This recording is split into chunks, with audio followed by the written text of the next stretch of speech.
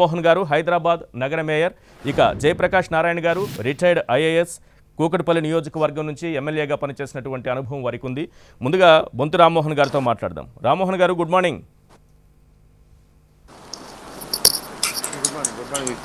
హైదరాబాద్కి ఈ పరిస్థితి, ఈ విపత్కర పరిస్థితి కారణాలు ఏంటి అని మాట్లాడుకోవడానికంటే ముందు గడిచిన రాత్రి కూడా అనేక కాలనీలో వాసులు నిద్రలేనటువంటి రాత్రులు గడిపారు. రాత్రి కూడా అదే పరిస్థితి కనిపించింది. ఈ ఉదయం 10 టీవీ వేదిక నుంచి వారికి ఏమి హామీ ఇవ్వబోతున్నారు మీరు?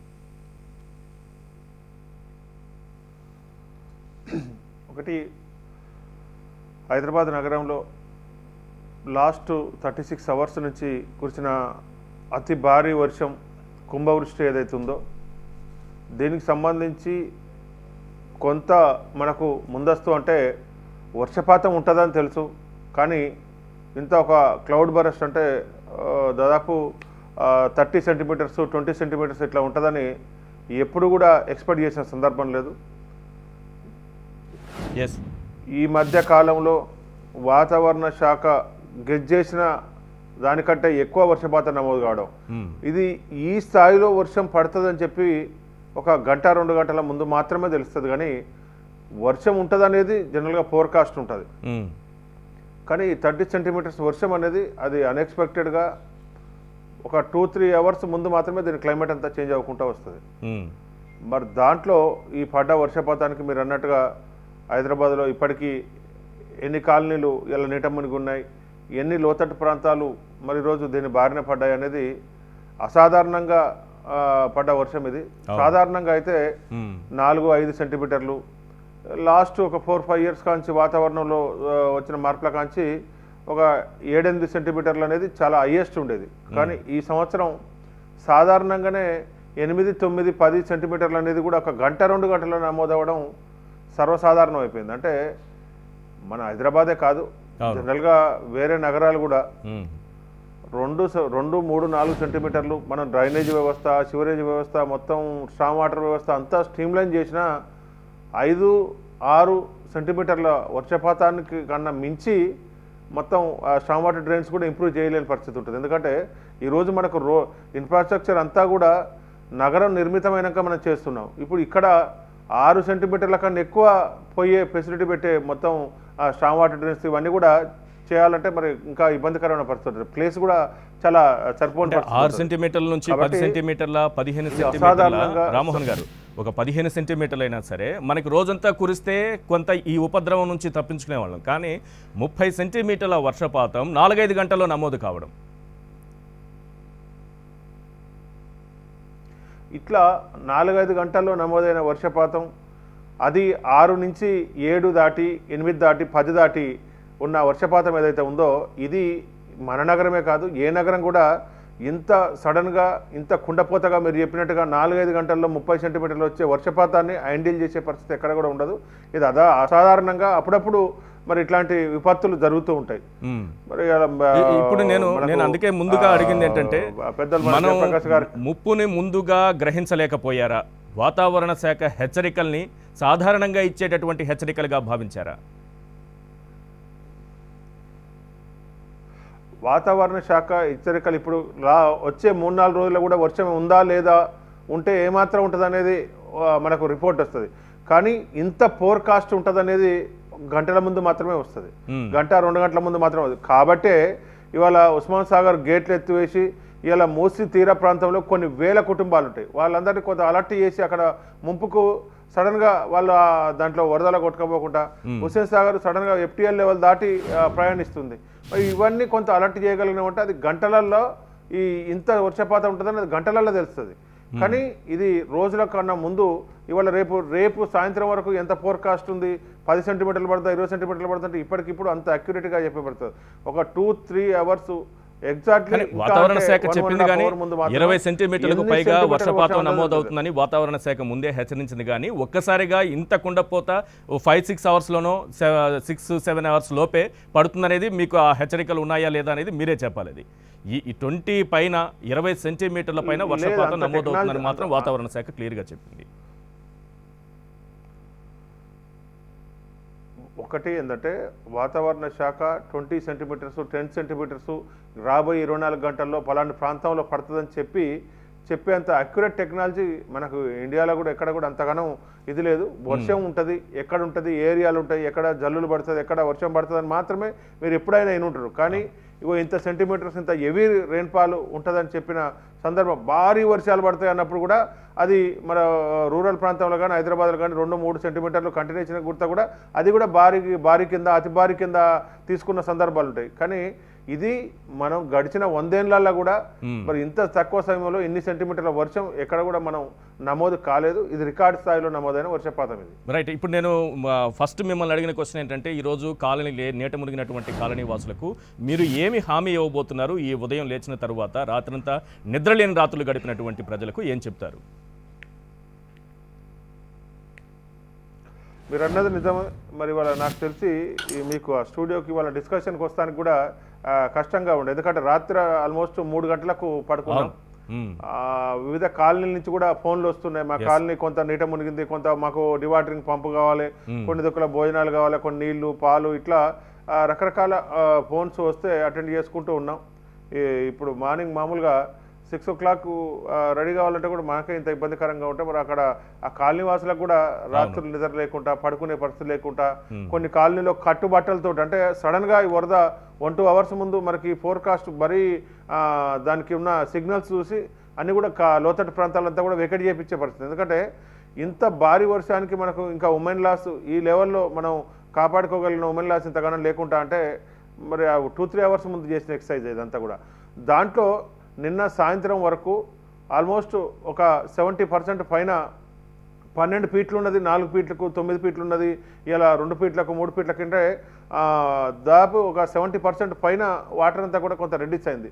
ఎక్కడైతే లోతట్టు ప్రాంతాల్లో చెరువులకు ముంపుకు గురైనాయి కానీ, నాలల పక్కన ఉన్నాయి కానీ, లో లెవెల్ ఏరియాస్ కానీ ఇవన్నీ కూడా 70-80% కొంత ఇదైనా. ఇంకా కొన్ని కాలనీల్లో అంటే ఇటు పక్క బిఎన్ రెడ్డి నగర్ అస్తినాపురం కానీ, సరూర్ నగర్ చెరువు ముంపు ప్రాంతం కానీ, ఇవాళ రామంతపూర్ పెద్ద చెరువు చిన్న చెరువు, ఇటు కొంత చెర్లపల్లి మనకు మోడీ కాలనీ ఏరియాలో, అదేవిధంగా నదీం కాలనీ, ఎంఎస్ మక్తా, షేర్లింగపల్లి, కొన్ని కుత్బుల్లాపూర్లో కొన్ని ప్రాంతాలు, ఇవన్నీ కొన్ని లిమిటెడ్ ప్రాంతాలు ఇంకా కొంత మీరు చెప్పినట్టుగా నీళ్ళల్లో ఇంకా కొంత మునిగి ఉన్నాయి. ఎందుకంటే వాటికి పైనుంచి వచ్చే వరద ఏదైతుందో అది కొంత ఉంది కాబట్టి వాటిని కూడా డివాటరింగ్ పంపులు పెట్టినాం. ఇవాళ రామంతపూర్ చెరువు దగ్గర 125 HP అంటే దాదాపు ఎక్కడనో ఆ కెనాల్స్ దగ్గర వాడుతుంటారు వాటిని. ఇలా 50 HP 40 HP 20 HP అంటే సర్వసాధారణంగా 5 HP 10 HP ఉండడం చాలా ఎక్కువగా ఉంటుంది. అలాంటి ఇవన్నీ కూడా పెట్టి డివాటరింగ్ చేసి మొత్తం ఇది చేస్తున్నాం. దీని తర్వాత సెకండ్ ఫేజ్లో అన్ని సెల్లార్లలో కొన్ని వేల సెల్లార్లలో మరి ఈరోజు కార్లు మునిగిపోవడం, మరి వర్షం నీళ్ళతో ఇంకా ఇప్పటికీ కొన్ని సెల్లార్లు డివాటరింగ్ చేశారు. సొంతంగా కూడా కొంతమంది కాలనీ వాసులు చేసుకుంటారు, కొంత మనకు జిహెచ్ఎంసీ నుంచి డిజాస్టర్ మేనేజ్మెంట్ వాటర్ వర్క్స్ నుంచి ఇవన్నీ కూడా చేసే ప్రయత్నం చేస్తారు. మరి ఈ రోజు నుంచి కొంత వర్షం స్టేబుల్గా ఉంది కాబట్టి ఆ సెల్లార్లల్లో ప్లస్ ఇంకా కొద్దిగా చెరువుల దగ్గర ఉన్న వాటర్ ఏదైతే ఉందో దానంతా కూడా డివాటరింగ్ చేస్తాను అనుకుంటున్నాం. ఈ సాయంత్రానికి వర్షం ఇదే రకంగా స్టేబుల్గా ఉంటే కొంత మనకు 90% పైన కొంత ఈ ప్రాబ్లమ్స్ దగ్గర బయట వేయడానికి ఆస్కారం ఉంది. ఎక్కడి నుంచి ఒకవేళ భోజనానికి సంబంధించి ఇబ్బంది ఉన్నా, పాలకు సంబంధించి ఇబ్బంది ఉన్నా, మంచినీళ్ళకి ఇబ్బంది ఉన్నా కూడా 2 all-1s సంబంధించి కానీ, ఇవాళ డైల్ 100 సంబంధించి కానీ, పోలీసు కానీ, ట్రాఫిక్ కానీ, రెవెన్యూ, అదేవిధంగా మున్సిపల్ వాటర్ వర్క్స్ ఇబ్బంది అంతా కూడా అందరూ అలర్ట్ కావాలని ముఖ్యమంత్రి గారు కూడా ఆదేశించడం జరిగింది. ఇలా మున్సిపల్ మంత్రి గారు కూడా స్వయంగా హోంమంత్రి గారు, నగర మంత్రులందరూ కూడా, తలసాని గారు అందరూ కూడా తిరిగి ఎక్కడికక్కడికి ప్రత్యక్షంగా కొన్ని రీచ్ కాలేకపోయినాం. మొన్న రాత్రి వర్షం పడుతున్నప్పుడు కొన్ని కాలనీలు నీట మునిగి ఉంటే కూడా వాళ్ళకి భోజనం నీళ్ళు అందిస్తానికి కూడా కొంత ఇబ్బందిగా ఉండే. మరి నిన్న మార్నింగ్ గురించి అందరూ నగరంలో ప్రజాప్రతినిధులు కానీ మరి వాళ్ళ కాలనీ వాసులు అందరూ కూడా వారికి అపన్నాస్తం అందించడానికి మరి కొంత ఎట్ ద టైం మనం ఇవ్వలేకపోయిన వారికి కూడా ఇంకా ఎక్కడ మనం ఫుల్ఫిల్ అయిన గ్యాప్స్ అనేవి కూడా నిన్న మార్నింగ్ నుంచి అదే ప్రయత్నంలో ఉన్నాం. నాకు తెలిసి వాళ్ళ సాయంత్రానికి ఒక 90% పైన ఇవన్నీ కూడా కొంత రెడ్యూస్ అవుతాయి అని చెప్పొచ్చు. రామ్మోహన్ గారు ఏం సమాధానం చెప్తారు? ఒక బొంతు రామ్మోహన్ గారు, ఏదైనా మీరు చెప్పినా నేను చెప్పినా జయప్రకాష్ నారాయణ గారు చెప్పినా ఇది ఒక అసాధారణ పరిస్థితి. ఎందుకంటే ఇంత వర్షపాతాన్ని, ఈ ఉత్పాతాన్ని మనం ముందుగా ఊహించలేము కూడా. సో 30 సెంటీమీటర్ల వర్షపాతం గంటల వ్యవధిలో కురిస్తే ఈ పరిస్థితి హైదరాబాద్లో కాదు ఎక్కడైనా సరే ఈ పరిస్థితి కనిపిస్తుంది. సో మనం ఎంత అప్రమత్తంగా ఉన్నాము, ఏ రకంగా సహాయక చర్యలు చేస్తున్నాము, ఇంకొద్దిసేపటి క్రితం మీరు చెప్పారు, అది చాలా అవసరం. రెండో విషయం, ఒక 10 నుంచి 15 సెంటీమీటర్ల వర్షపాతం పడినా సరే ఈ స్థాయిలో కాకపోయినా హైదరాబాద్ నగరంలో ఇబ్బందులైతే మాత్రం చాలా క్లియర్గా కనిపిస్తోంది.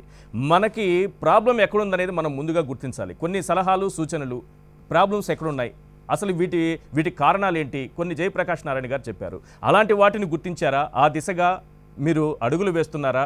అంటే ఇలాంటివి లేకుండా ఏది నాలాల ఆక్రమణ, చెరువుల ఆక్రమణ, లోతట్టు ప్రాంతాలని ఆక్యుపై చేయడము, ఇవన్నీ లేదంటే కాంటూర్ సర్వే ఒకటి చేసుకొని ఏ రకంగా మన సీవేజ్ కానీ ఆ సివరేజ్ పోవడం కానీ మొత్తం ఇవన్నీ కూడా ఏర్పాట్లకు తగినట్టుగా మన దగ్గర ఆ ప్రణాళికలు ఉన్నాయా?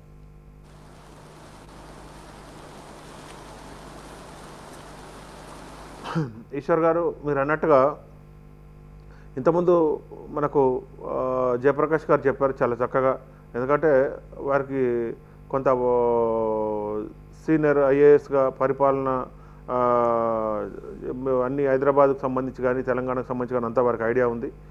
ప్లస్ మనకు ఎన్నో సందర్భాల్లో వారు కొన్ని సూచనలు కూడా చేసేది, ఎక్కడ ఎట్లా ఉంటే బాగుంటుంది అనే దాంట్లో. కాబట్టి హైదరాబాద్కు సంబంధించిన ప్రణాళికలు ఏదైతే ఉన్నాయో వాటికి సంబంధించి తెలంగాణ ప్రభుత్వం ఇప్పటికే సివరేజ్ మాస్టర్ ప్లాన్కి సంబంధించి కానీ ఫ్లడ్కి సంబంధించి జేఎన్టీయూ ఇచ్చిన ఎట్లా హైదరాబాద్లో ఫ్లడ్ కంట్రోల్ చేయాలన్న దాంట్లో స్టామ్ వాటర్ డ్రైన్స్ బాగా ఇచ్చినాయి. కానీ మనకు మేజర్ నాలాల నాలాల క్లియరింగ్కి సంబంధించి ఇది కిర్లోస్కర్ కమిటీ, ఇలా వైంట్ కమిటీ, ఇవన్నీ కూడా ఎంసీహెచ్ పరిధిలో కిర్లోస్కర్ కమిటీ, అదేవిధంగా పెరిపెరేడ్లో మరి ఇలా వైంట్ ఆర్గనైజేషన్గా ఇవ్వడం జరిగింది. దాంట్లో ప్లాన్స్ అన్నీ రెడీగా ఉన్నాయి. మీరు అన్నట్టుగా అన్ని ప్రణాళికలు సిద్ధంగా ఉన్నాయి. మీకు కూడా తెలుసు, మనకు ఇవాళ జయప్రకాష్ గారికి కూడా హైదరాబాద్ పరిస్థితి ఏదైతే ఉందో సరే కొన్ని ఎంక్రోచ్మెంట్లు ఉన్నాయి. ఇవన్నిటిని కూడా ఎట్లా తొలగించాలనేది కొంత ఒక ప్రణాళికాబద్ధంగా పోతున్నాం. ఇవాళ మేజర్ నాలాల పైన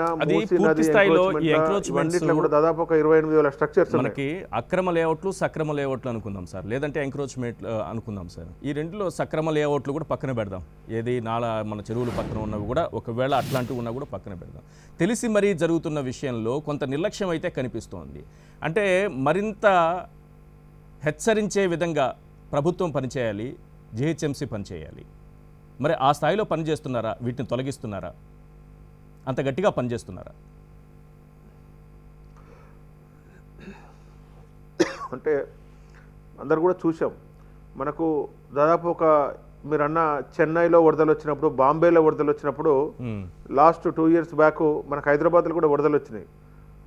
అదే చెన్నైలో వరదలు మనకన్నా వర్షం అటు ఇటుగా కొంచెం పడ్డా కూడా నెల రోజుల దాకా చెన్నై నగరంలో జనజీవనం మరి వాళ్ళ మామూలు పరిస్థితులకు రాలేదు. అవును. అదే రోజు మనకు హైదరాబాద్లో పడ్డప్పుడు మనకున్న కొద్దిపాటి వనరులైనా, అప్పటికి కొంత మెరుగ్గా చేసుకున్న వనరులైనా కూడా మనకు ఒక 4-5 రోజుల్లో దాన్ని మళ్ళీ వ్యవస్థ అంతా నార్మల్ వ్యవస్థకు తీసుకొచ్చిన సందర్భం. ఇక్కడ మీరు అన్నట్టుగా ఎంక్రోచ్మెంట్లు ఇవన్నీ విషయం పక్కకు పెడితే ఫస్ట్ మనకు చెరువులలో ఎంక్రోచ్మెంట్లు ఉన్నాయి. వారు అన్నట్టుగా దాదాపు ఈ 60 ఏళ్లలో జరిగింది ఏంటంటే ఈ హైదరాబాద్ నగరం ఈ వర్షపాతం ఇవంతా కూడా ఈ క్లైమేట్ ఇట్లా మరి ఇట్లా ఉన్నదని ఊహించలేదు, ఏం కాదని అనుకున్నారో తెలియదు. నిజంగా వారు అన్నట్టుగా రాను అది ఎఫ్టీఎల్ మరి ఇలా బఫర్ అన్నా కూడా దాంట్లో కూడా కట్టడాలు చేసిన సందర్భం. వాటిలో పర్మిషన్ ఇవ్వద్దనేది కూడా మరి ఇలా ఆ రోజు అథారిటీస్ గుర్తించిన సందర్భం లేదు. స్వయంగా ఉడా, హెచ్ఎండిఏ లాంటి సంస్థలు ఉండి కూడా వారన్నా దుర్గం చెరువులో, సరూర్ నగర్ చెరువులో, ఉప్పల్ రామంతపూర్ చెరువులో లేఅవుట్లు చేశారు. అలా అఫీషియల్స్, గవర్నమెంట్ లా చట్టాలు చదువుకున్న వాళ్ళు కూడా కొన్నారు. కాబట్టి వీటన్నింటినీ సరే ఒకవేళ సెకండ్ ఫేజ్లో మనం చేద్దాం. ఫస్ట్ 185 చెరువులు ఏదైతే మిగిలినాయో వాటిని రక్షించుకుందామని చెప్పి ముఖ్యమంత్రి గారు మరి అలా మున్సిపల్ మంత్రి గారు కేటీఆర్ గారు ఆదేశం మేరకు అన్ని ఎఫ్టీఎల్లు, బఫర్లు అన్నీ కూడా కొంత ఫిక్సేషన్ చేసి దాన్ని ఫైనల్ నోటిఫికేషన్ రెడీగా పెట్టుకోవడం జరిగింది. వాటిని రక్షిస్తే మిగతా ఎంక్రోచ్మెంట్లు అవుతున్నాయి వాటిని మళ్ళీ సెకండ్ ఫేజ్లో వారిని పేదవాళ్ళు అయితే వాళ్ళు ఎట్లా అకామిడేట్ చేయాలి, ఇలా పేదవాళ్ళు అయితే కనీసం స్ట్రక్చరల్ కంపన్సేషన్ ఏదో ఇచ్చి వాళ్ళను తెలిసి కట్టినా కూడా అయినప్పటికీ దాన్ని తొలగించడానికి ఏం చేయాలంటే దానికి మెజర్స్ ఉన్నాయి. కానీ ఈ నాలల పైన ఉన్న ఎంక్రోచ్మెంట్లు ఏదైతే ఉన్నాయో వీటికి సంబంధించి కొన్ని తీసే ప్రయత్నం చేశాం. మీరు అన్నట్టుగా 10-15 సెంటీమీటర్లు వర్షపాతం నమోదైనప్పుడు ఏ నాల, ఏ స్టామ్ వాటర్ డ్రైన్ కూడా మనకు దాన్ని ఆ లెవెల్లో కట్టలేము. ఎందుకంటే అవి కట్టాలంటే ఈరోజు ఉన్న హైదరాబాద్లో ఉన్న రోడ్లన్నీ కూడా స్టామ్ వాటర్ డ్రైన్గా మలవాల్సిన పరిస్థితి. ఎందుకంటే 15-20 సెంటీమీటర్ల వర్షపాతాన్ని తట్టుకోవాలంటే డెఫినెట్గా 100 మీటర్ల ఇలా 100 ఫీట్ల రోడ్లు 60 ఫీట్ల రోడ్లు ఏదైతున్నాయో అవన్నీ కూడా స్ట్రాంగ్ వాటర్ డ్రైన్గా మారవాలి. ఎందుకంటే ఇంత వర్షపాతం కానీ మరి మీరన్నట్టుగా ఏదైతే కనీసం పడ్డ 4 గంటలకు 3 గంటల కన్నా పోవాలి, దాని వాటర్ అంతా కూడా రిసీడ్ కావాలంటే ఉన్న వ్యవస్థను కొంత మెరుగుపరచుకోవడం, ఇలా స్ట్రాంగ్ వాటర్ డ్రైన్లో కలిపిన సివరేజ్ వ్యవస్థనంతా కూడా మరి ఇలా స్ట్రాంగ్ వాటర్ సివరేజ్ ఇవాళ కొంత ఏరియాలో ఉంది, మొత్తమే హైదరాబాద్లో లేదని కాదు, కానీ కొన్ని ఏరియాలో సివరేజ్ లేని దగ్గర స్ట్రాంగ్ వాటర్ కలిపారు, స్ట్రాంగ్ వాటర్ లేని దగ్గర సివరేజ్లో కలిపారు గతంలో. మరి ఇప్పుడు మీరు అన్నట్టుగా ప్రణాళికలన్నీ సిద్ధంగా ఉన్నాయా లేవా, ఉంటే మరి ఏ రకంగా పోదాం అనుకుంటారంటే దాదాపు ఒక 12,000 కోట్ల రూపాయలతోటి హైదరాబాద్లో ఉన్న సివరేజ్ అంతా కూడా స్ట్రీమ్లైన్ చేయాలన్నది ఇవాళ ప్రభుత్వం యొక్క ఆలోచన. మరి దాంట్లో ఏంటంటే ఒక హైదరాబాద్ నగరానికి కొంత ప్రత్యేకత ఉంది. ఇక్కడ ఉన్న ఏరియా అంతా కూడా రాక్ ఏరియా అవడంతో ఎక్కడ ముట్టుకున్నా మరి వాళ్ళ ప్రజలకు ఇప్పుడు ఏమైందంటే వర్షం వచ్చినప్పుడు వరదలు వచ్చి మరి ఇలా కాలనీలు మునుగుతున్నప్పుడు ఏదో ఒకటి చేయొచ్చుగా ప్రభుత్వం ఎందుకు తాత్సారం చేస్తుంది, సీరియస్ ఫర్మ్ డిసిషన్ తీసుకొని ముందుకు పోవాలని చెప్తారు. ఈ వరదలు వచ్చినప్పుడు ప్రతి వారు కూడా ఇది గులగొట్టండి అది గులగొట్టండి ఏం కాదంటారు. లాస్ట్ మనకు 2 years బ్యాక్ ఇదే వరదలు వచ్చినప్పుడు 4 మీద ఎంక్రోచ్మెంట్ 700 ఎంక్రోచ్మెంట్లు వారం రోజుల్లో తీసేసినప్పుడు మళ్ళీ ఏమంటే ప్రొసీజర్ ఫాలో కాలేదని ఇవాళ కోర్టులు ఇన్వాల్వ్ కావడం, మరి ఇవాళ మా జనాలు గగ్గోలు పెట్టడంతో ఆపినాక అదే వర్షం తగ్గినాక అదే కాలనీలకు పోయి మేము తొలగించాలి, నాలాలు తొలగించాలి. అది కామన్ గా మారుతుంది. జేపీ గారు చెప్పిన రాజకీయ పార్టీలకు ఒక అవసరంగా కూడా అది మారొచ్చు. కొన్ని రాజకీయ పార్టీలకు అది అవసరంగా మారింది అనుకోండి, వాటిని అధిగమించాల్సినటువంటి బాధ్యత ప్రభుత్వానికి ఉంటుంది. మనకి డెఫినెట్గా జయప్రకాష్ గారు అన్నది వాస్తవం. ప్రజాస్వామ్య దేశంలో ఈ పొలిటికల్గా ఇవన్నీ కూడా అధిగమించే ప్రయత్నం చేయాలి. కానీ మేము ఫర్మ్ డిసిషన్ తీసుకొని చాలా ఎక్కడైతే ఉన్నాయో రాజకీయ పార్టీలు ఎమ్మెల్యేలకు మంత్రులకు కేటీఆర్ గారు కూడా స్వయంగా చెప్పారు, నాలాల ఎంక్రోచ్మెంట్ల విషయంలో ఎవ్వరు కూడా అడ్డం రావద్దు, నేను కూడా అడ్డం రా, నా కంప్లైంట్ ఇస్తానని చెప్పి స్వయంగా కేటీఆర్ గారు చెప్పారు. ఆ పరిస్థితులలో దాదాపు మరి వాళ్ళ కనీసం ఫస్ట్ బాటిల్ నెక్స్ అన్నది చేద్దామని 230 కోట్లతో శాంక్షన్ చేస్తే మనం ఒక 50% పైన సక్సెస్ అయినాం. ఇంకా కొన్ని కాలనీలలో మాకు ఒక నెల రోజులు వచ్చిపోయే వరద గురించి మా ఇండ్లు ఎందుకు కొలగొడతారు, ఇలా పెద్ద పెద్ద అపార్ట్మెంట్లు ఉన్నాయి, పెద్ద పెద్ద ఫంక్షన్ హాల్స్ ఉన్నాయంటే కూడా చాలా వరకు మనం క్లియర్ చేసాం. ఇంకా కొన్ని బాటిల్ నెక్స్ ఇలా కోర్టులకు పోయి ఆపుకునే పరిస్థితి, కోర్టులో ఏదో రకంగా కోర్టును మిస్గైడ్ చేసే ప్రయత్నం చేయడం, ఇట్లా కొన్ని బాటిల్ నెక్స్ అన్ని కూడా ఆగినాయి. అయినప్పటికీ ఇప్పుడు ఇలా జయప్రకాష్ గారు అన్నట్టుగా 112 ఏళ్ల కింద హైదరాబాద్ జనాభా 2 లక్షల 3 లక్షల మంది ఉన్నప్పుడు, హైదరాబాద్ అంతా కూడా మైదానం అంతా ఖాళీగా ఉన్నప్పుడు, ఈ కాంక్రీట్ జంగల్ లేనప్పుడు ఈ రోజు పడ్డ వర్షపాతానికన్నా 7-8% మాత్రమే ఆ రోజు పడ్డది. అప్పుడే మరి మూసి వంగి మరి ఇలా అన్ని వేల మంది ఇలా మన ఉమెన్ లాస్ అయింది. కానీ ఈరోజు ఇంత కాంక్రీట్ జంగల్ వచ్చినా కూడా, ఇంత కాంక్రీట్ జంగల్ వచ్చి నాలాలన్నీ ఇరుకుగా అయిపోయి మూసి అంతా ఎంక్రోచ్మెంట్ అయినప్పటికి కూడా మరి అదే 32 సెంటీమీటర్లు వర్షపాతం ఏదైతే ఉందో ఇవాళ మరి ఆ రోజుకు చూసుకుంటే ఈరోజు 60 సెంటీమీటర్లు పడ్డట్టు. ఎందుకంటే ఈ 32 సెంటీమీటర్ల వర్షపాతాన్ని కూడా మనకు ఒక 48 అవర్స్లో ఒక స్టేబుల్కు తీసుకొచ్చాం. మూసీ నది ప్రవహించే ప్రాంతంలో కూడా అక్కడ లోతట్టు ప్రాంతాల ప్రజలందరూ కూడా తరలించాం 2-3 గంటల వ్యవధిలోనే. కాబట్టి ఇవాళ ఇంకా మనం మెరుగుపరచుకోవాల్సిన అవసరం ఉంది. ఇప్పుడు పడ్డ వర్షపాతం, ఇప్పుడు ప్రవహించిన నదులు ఇలా నాలా లేక మరి వారు అన్నట్టుగా దాన్ని డైవర్షన్ తీసుకొని నీరు పళ్ళ మెరిగినట్టుగా ఏ కాలనీలకెళ్ళి రోడ్లకెళ్ళి ఎక్కడి నుంచి అయితే పోతుందో వాటన్నిటిని మనం ఇవాళ మళ్ళా మనకి ప్రతిసారి మనం నీరు పళ్ళ మెరిగే విషయంలో నీరు పళ్ళ మెరుగు నిజము దేవుడు ఎరుగన్నట్టు మనకు పల్లపు ప్రాంతాలు ఏది, ఏ ప్రాంతాలు మునిగిపోతున్నాయి, గతంలో కురిసిన వర్షాలు 2016 తీసుకున్నా కూడా చాలు, మనకి ఆ ప్రాంతాల్లో సరైనటువంటి చర్యలు తీసుకోగలిగినా మనం చాలా వరకు నివారించవచ్చు. డెఫినెట్గా నేను అనేది ఏంటంటే ప్రణాళికలు సిద్ధంగా ఉన్నాయి. హైదరాబాద్లో ఎక్కడ ముట్టుకున్నా కనీసం 1 కిలోమీటర్ తవ్వి చేయాలంటే కూడా సివరేజ్ లెవెల్స్ వారికి కూడా ఐడియా ఉంది.